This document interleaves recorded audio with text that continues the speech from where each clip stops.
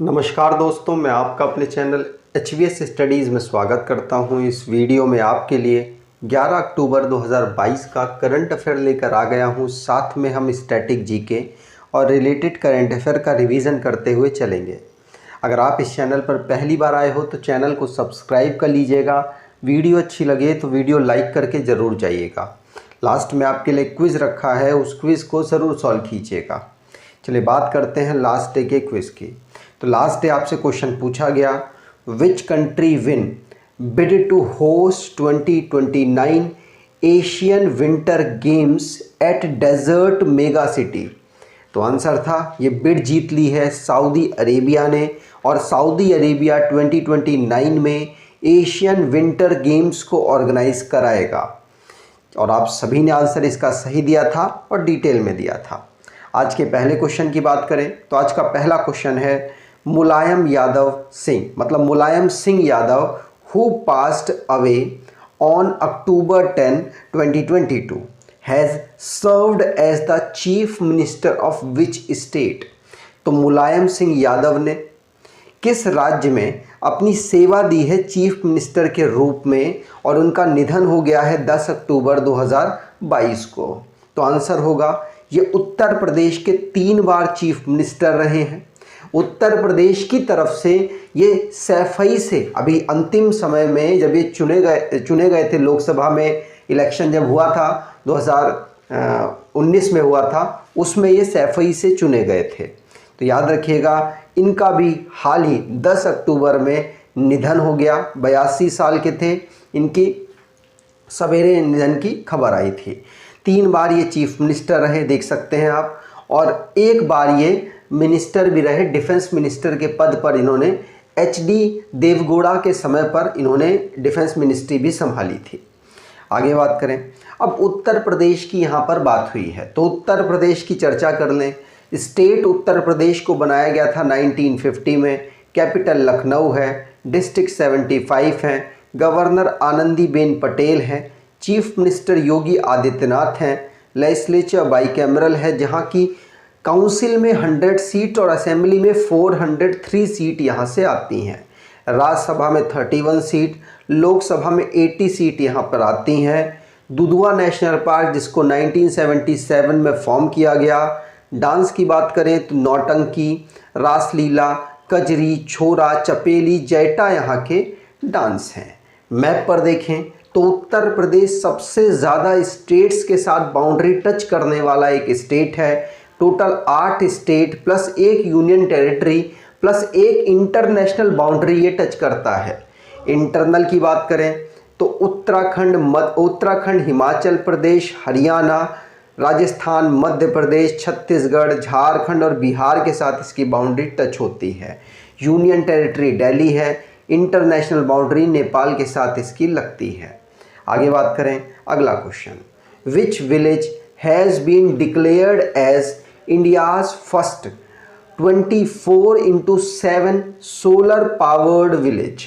तो किस गांव को भारत का पहला 24/7 सौर ऊर्जा संचालित गांव घोषित कर दिया गया? आंसर होगा, ये है गुजरात का एक गांव जिसका नाम है क्या, मोढेरा। मोढेरा यहाँ पर आंसर बिल्कुल सही होगा। ध्यान रखिएगा, मोढेरा गांव है, नरेंद्र मोदी जी के द्वारा इसको डिक्लेयर किया गया।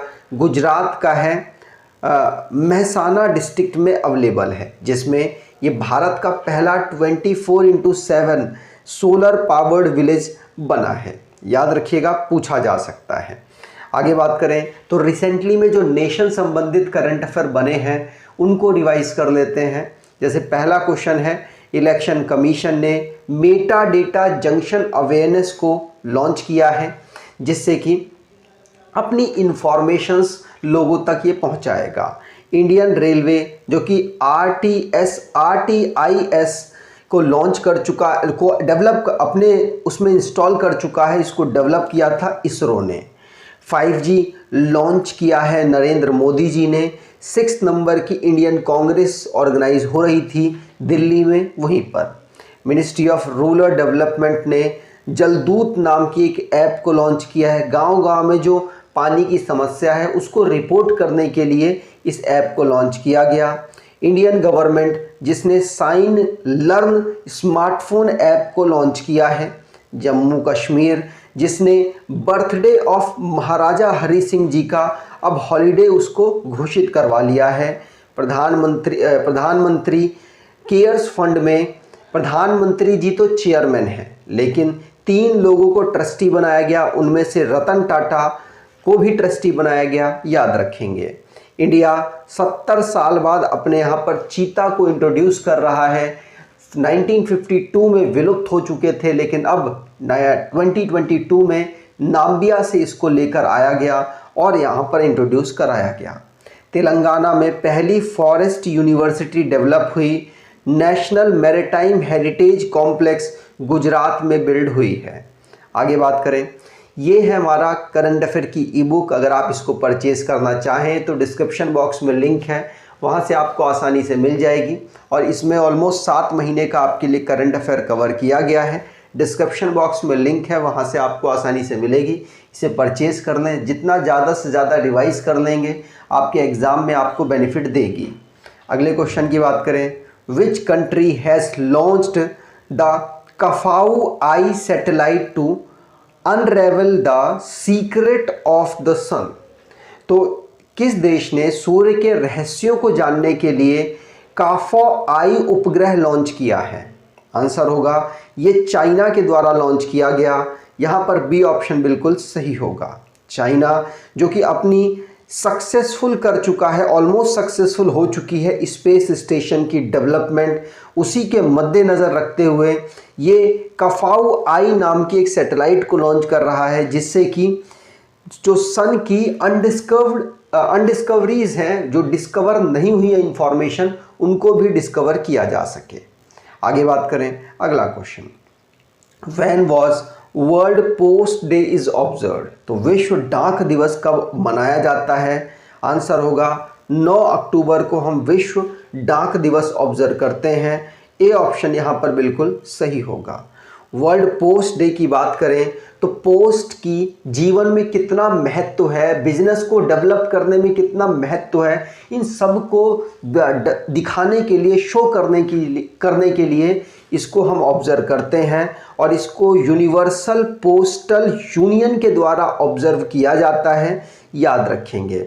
यहाँ पर बात करें यूनिवर्सल पोस्टल यूनियन, तो बर्न स्विट्ज़रलैंड में इसका हेडक्वार्टर है। फाउंड किया गया था 1874 में। डायरेक्टर जनरल मसाहिको मेतेको हैं।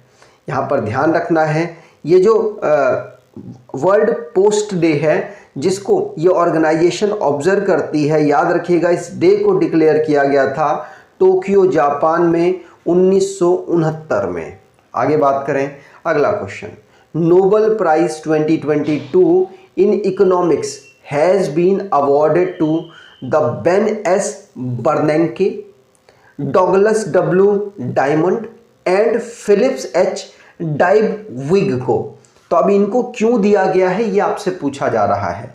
आंसर होगा इन्होंने कंट्रीब्यूशन किया है, इन्होंने बताया है कि बैंक हमारे लिए क्यों ज़रूरी है।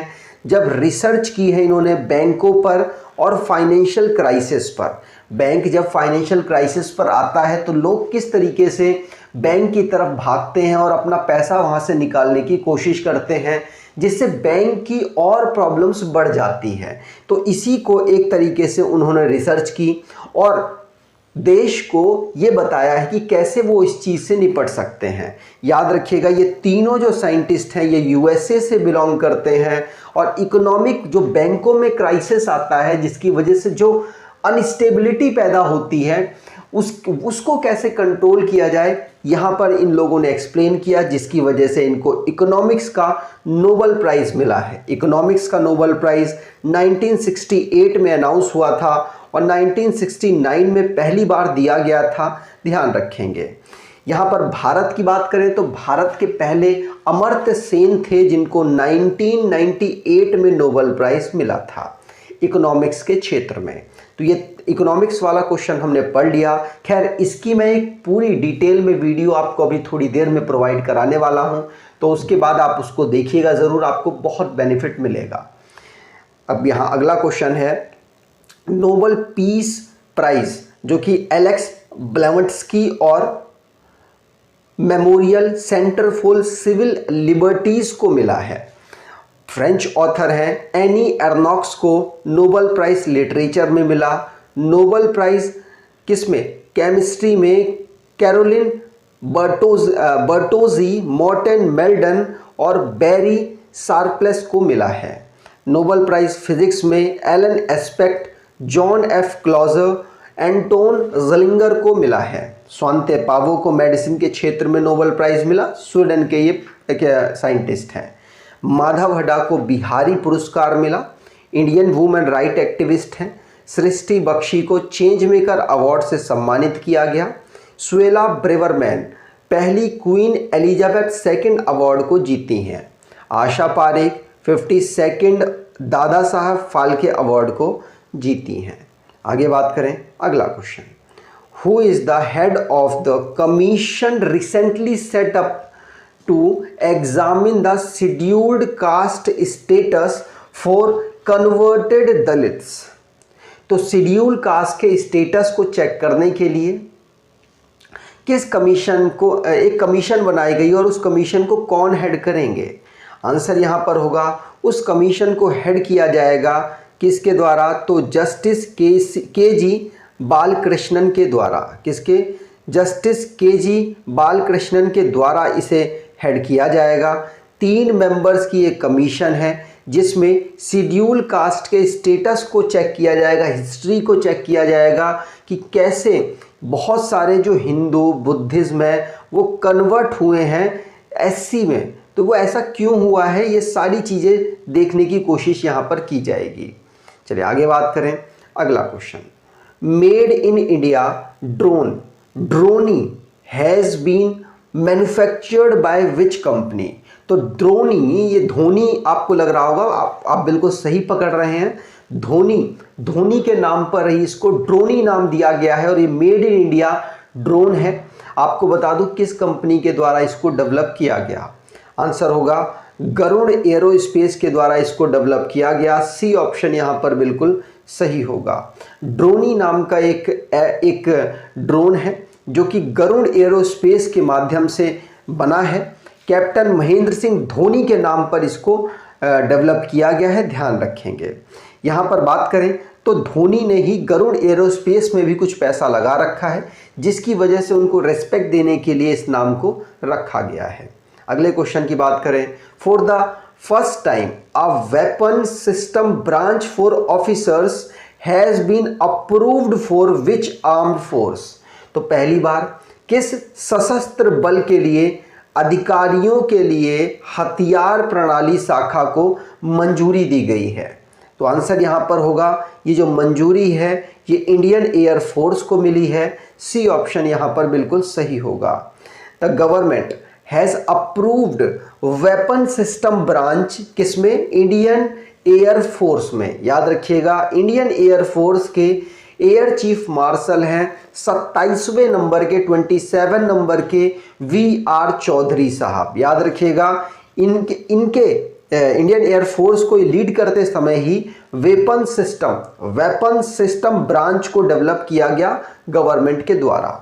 आगे बात करें अगला क्वेश्चन, एज पर UNICEF recent report over 1 million people has displaced in which south east Asian nation. तो यूनेस्को की एक रिपोर्ट जारी हुई जिसमें यह कहा गया कि दक्षिण पूर्व एशिया देश के 10 लाख से अधिक लोग विस्थापित हुए उस देश से। तो वो देश कौन सा है? आंसर होगा वो देश है म्यांमार। रीज़न आप जानते होंगे, तख्ता पलट हुआ है यहाँ पर म्यांमार में। आंग सान सू की जो कि इलेक्शन के माध्यम से चुनकर आई, उनको फिर सेना ने हटा दिया और उनको जेल डाल दिया। बहुत सारी ऐसी घटनाएं हुई, उनके साथ जो दे रहे थे उनको भी जेल डाला गया, जिसकी वजह से एक पॉलिटिकल क्राइसिस डेवलप हो गया और वहाँ से बहुत सारे लोगों ने पलायन शुरू किया।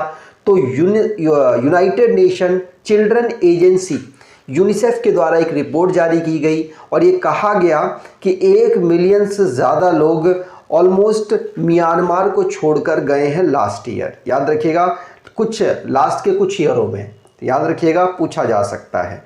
आज के क्विज की बात करें, which team beat Saurashtra by 8 wickets to win Irani trophy. तो सौराष्ट्र को हराकर किस टीम ने ईरानी ट्रॉफी को जीत लिया? तो कमेंट बॉक्स में आंसर दीजिएगा। अगर आपको ये वीडियो अच्छी लगी है तो आपसे अनुरोध करूंगा, वीडियो को लाइक कर दीजिएगा, चैनल को सब्सक्राइब कर लीजिएगा और एटलीस्ट अपने कुछ दोस्तों तक वीडियो को शेयर ज़रूर कीजिएगा। धन्यवाद।